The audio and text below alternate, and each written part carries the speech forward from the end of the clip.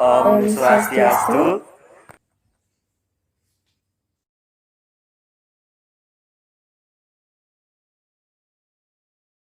Halo, nama saya Adit. Di sini saya akan mengawali menjelaskan tentang pemetaan konflik.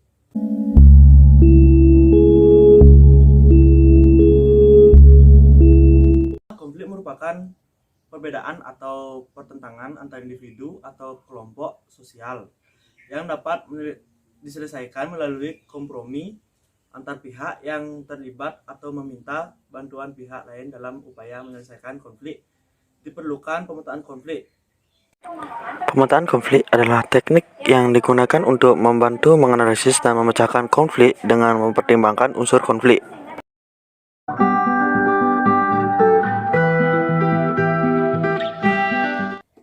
Yang pertama ada sejarah konflik. Sebelum menyelesaikan konflik, seseorang perlu mengumpulkan data mengenai dinamika atau sejarah konflik.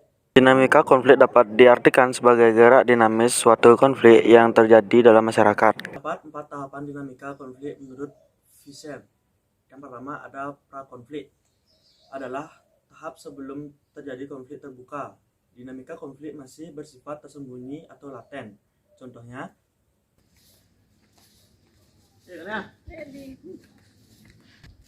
Cie katanya ada yang beli baju baru nih, tapi utangnya masih banyak.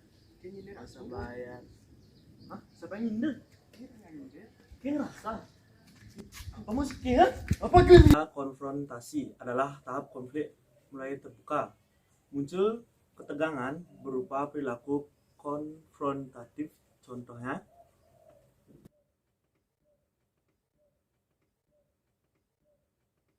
yang ketiga ada krisis. Krisis adalah tahap konflik telah memuncak, diwujudkan dengan bentuk kekerasan secara intensif dan massal. Contohnya,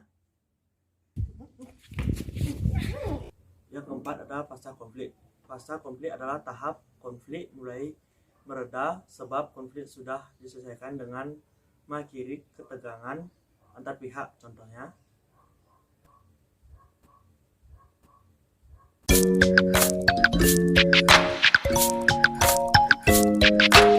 Sebelumnya sudah disaksikan mengenai pemaparan video materi. Sekarang, untuk pembahasan selanjutnya akan dipandu oleh saya Diva mengenai isu konflik. Isu konflik adalah pokok permasalahan yang berkaitan dengan faktor penyebab konflik, yaitu pertama, perbedaan pandangan antar individu, yang kedua, perbedaan antar kebudayaan, yang ketiga, perbedaan kepentingan, yang keempat, perbedaan etnik, yang kelima, perbedaan ras, dan yang terakhir adalah perbedaan agama. Kemudian ada aktor konflik, yang berarti individu, kelompok, atau lembaga yang terlibat dalam konflik baik secara positif maupun negatif. Kemudian ada pandangan antar aktor, yang diartikan sebagai pendapat setiap pihak dalam menyikapi isu yang dijadikan dasar konflik. hubungan antar aktor. Hubungan antar aktor merupakan hubungan antar pihak yang terlibat konflik, baik aktor utama maupun pendukung.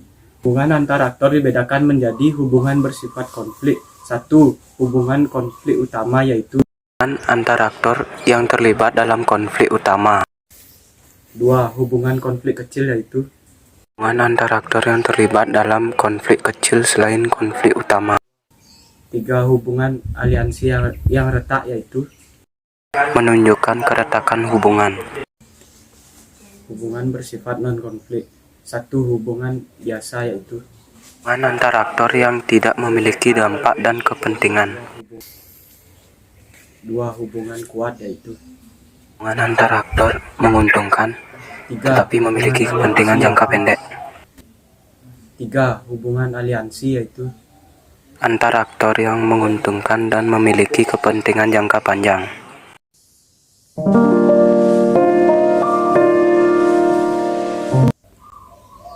Halo, saya Kanya. Terima kasih ya, Kak. Jadi saya akan melanjutkan menjelaskan tentang akar penyebab konflik.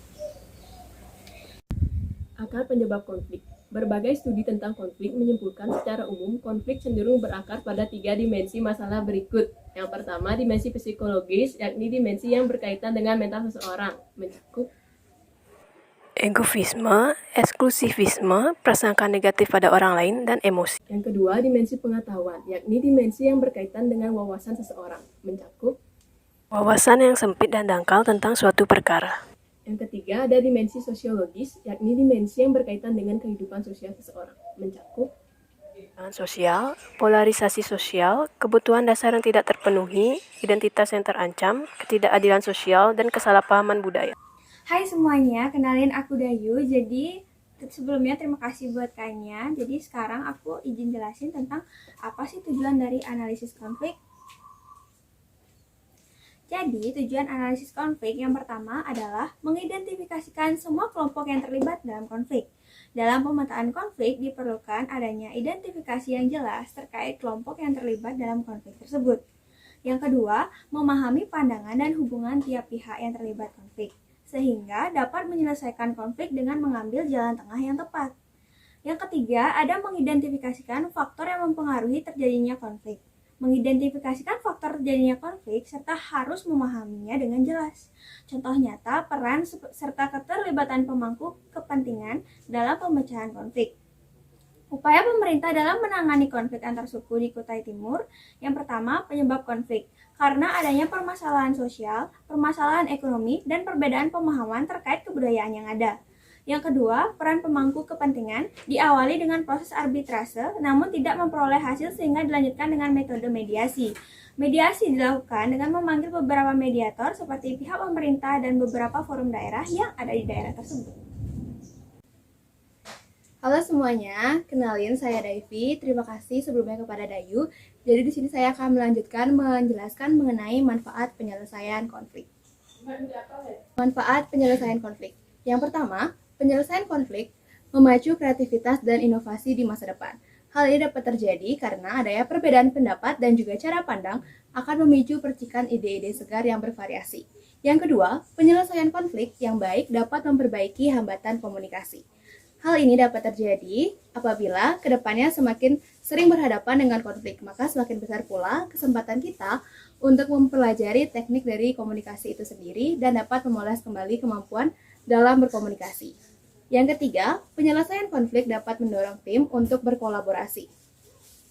Berdasarkan teori pembentukan tim yang dicetuskan oleh psikolog Bert Stutzman, konflik masuk dalam tahap storming dan jembatan menuju tahap norming, di mana anggota tim mulai bernegosiasi dan juga membentuk konsensus sebagai penyelesaian konflik. Yang keempat, penyelesaian konflik memperjelas batasan kemunculan konflik, kemudian dilakukannya penanganan konflik dapat membangkitkan sebuah kesadaran mengenai batasan-batasan. Terima kasih atas waktu dan perhatiannya. Mohon maaf apabila ada kesalahan kata. Semoga dengan apa yang kami sampaikan Dapat bermanfaat dan dapat diaplikasikan pada kehidupan sehari-hari kalian. Dan dari kami tutup dengan Parama Santi. Om Santi Santi Santi Om.